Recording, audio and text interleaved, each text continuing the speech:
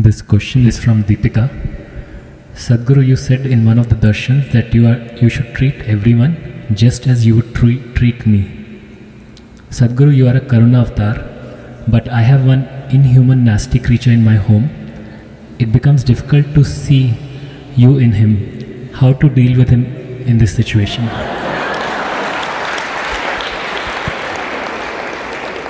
In how many years of marriage does this evolution happen? Or it's a devolution? I'm sure he was a wonderful, romantic, wonderful man at one time. I don't know in how many years of marriage does he become a nasty creature.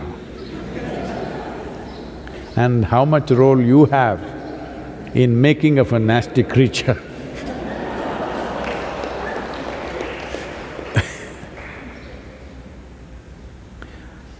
See, especially if he is nasty creature, especially if it is so, this is your perception. But especially if somebody is a nasty creature in your home or in your office or wherever you are,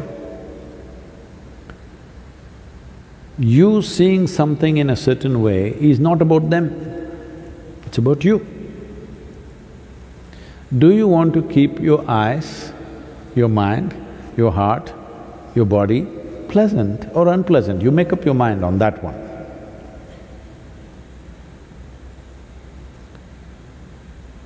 Now, if you look at him, I said even that nasty creature, please look at him, it's like me. I am not telling you that you have to listen to his teaching or take new practices from him. No. I'm saying, if you have looked at me with a certain sense of reverence, devotion, love, affection, whatever is your emotion, if you have, please see everything with that, because all I'm saying is, you have a body, you have a mind, you have emotion, energy. We're talking about your emotion right now. If you hit a certain level of sweetness of emotion at one point in your life, either because of your love or devotion or compassion or whatever, you hit a certain level of sweetness, this is the high point in your life. Now you should not come back from that, you must see how to go beyond that. I am saying whatever was the highest or the sweetest or the most wonderful emotion you had, make that the baseline. Why are you coming back again? If you did not know such an emotion, then what would I tell you? Which is the sweetest emotion you had in your life? My child, okay, see everybody as your child. We've told you that at one time. Then I saw you sat here with tears of blissfulness and love coming out of you. Then I said, see everybody as you're looking at me right now, because this will make your eyes, your mind, your heart, your body and your very being sweet and wonderful. This is not about him. Especially if he is being difficult, then you are being well trained. Even if you go to hell, you will do well. Yes. Because nobody has guaranteed you. Have I ever told you I will get you a ticket to heaven? I've been constantly threatening you, right here things will happen. So, you must understand this is about your transformation.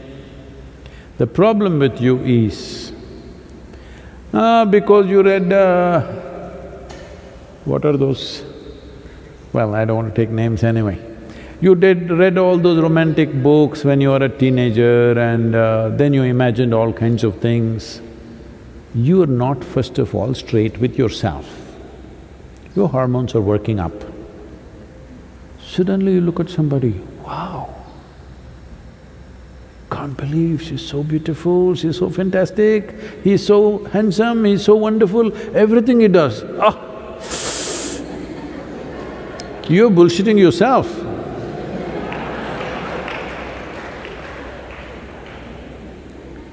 No, no. Whatever they do, you make yourself beautiful. Now even if they're doing nasty things, you are still wonderful. This is different. You know they're doing nasty things and you're still wonderful. This is fantastic. They are doing nasty things, but you think they're doing beautiful things. This is a stupid nonsense. I'll tell you. Somebody who was serving in Indian army had told me this story because we went through a similar situation somewhere else. So at that time he was narrating this. They were posted in the northeastern region where there's a certain amount of elephant population.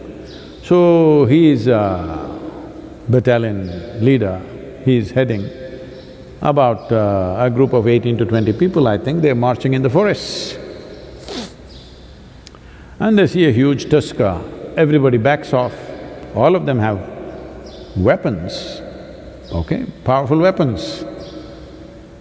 This is an anti-insurgency group, that means they're fully armed and equipped. They can shoot down a tusker from 100 meters, 200 meters, whatever they want. But they all back off because that's not the reason why they are there. But he was telling me this because some situation happened like this with one South Indian person. So suddenly there was one Tamil man in the thing who was a sergeant, Havaldar. He put his weapons down and he said, "Ganapati has come, Ganesha, Ganesha." And he started chanting a mantra. He knew some Ganapati mantra, he started chanting. He ran in front and he went close to the elephant, just 50 feet away, and went down on his knees and started loudly saying the chant. The elephant looked at him, who is this bloody fool, you know? Calling him all kinds of names that he doesn't like. And these people were watching, this is some kind of a miracle happening, the elephant is just standing there and this guy is on his knees chanting. The elephant moved so quickly, and within less than 2 seconds or within probably 5 seconds, he was upon him, he just crushed him, turned back and went. These people were just aghast and they're just watching him being crushed. Then some people pulled out the weapons. When the person whom I knew was in charge of it, he calmed them down because it's already dead. The man is dead in one shot. Why I'm saying this to you is, elephant will not do… wild elephant is not going to do pleasant things to you because you call him a god. You call him Ganapati and try to worship him, he is not going to do, he will do what he has to do. Similarly, the creature in your house,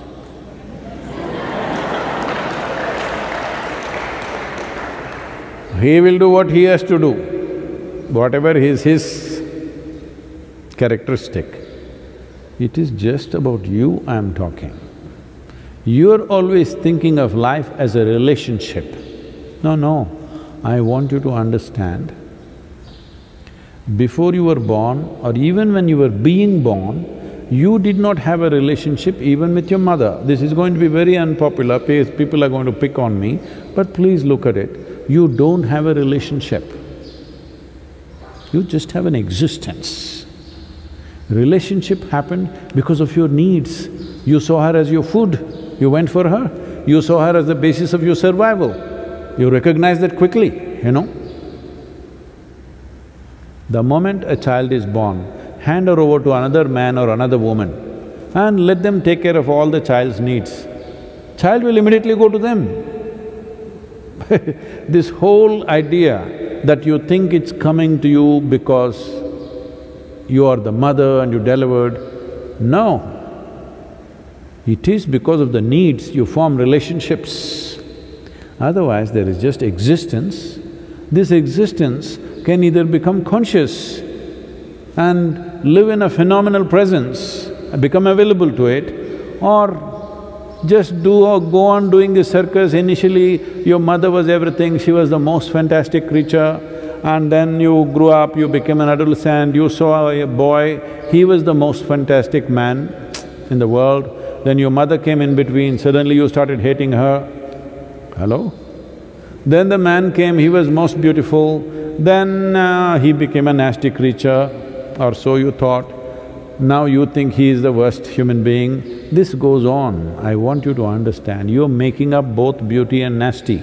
I am not asking you to make up. I am not asking you to think whatever this person is doing is fantastic. That's a stupid way to exist. It's just that if you see everything, whatever is the peak experience you've had, make that the baseline. This is growth. You played the snake and the ladder game?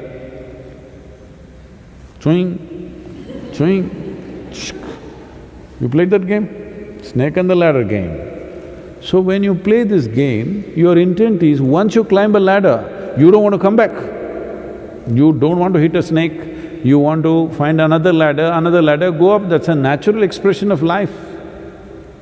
So once you know a certain level of sweetness within you, don't bring it down. That should be the basis. The next thing should be better and better. So when I said right now you are sitting here with tears of ecstasy and love like this with me, then I said, let this be the basis. Don't go down from this. See everything as this. At least let this much happen. If this is continuously happening, constantly happening, then of course you will hit another ladder. Just a little bit of time. Don't come down, that's all I said. And please don't describe him as a nasty creature. Poor man.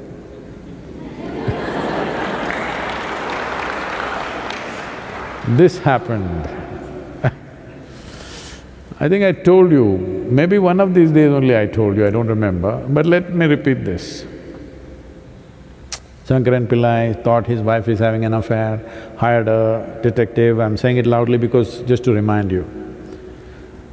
Said, I want proof against her.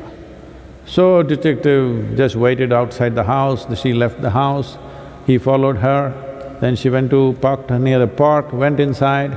A man was sitting on the bench, the moment he saw her, he came running, she went running, they hugged each other, held hands and sat down on the bench and chatting away joyfully, laughing.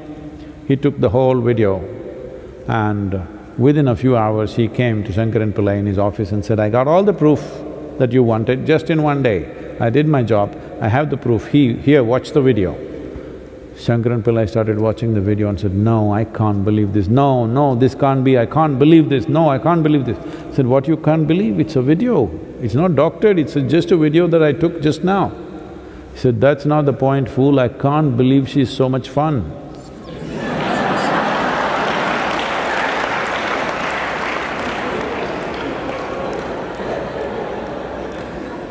So, after 15 days is over, when the man goes away somewhere, then you will see how much fun he was. Don't do this to yourself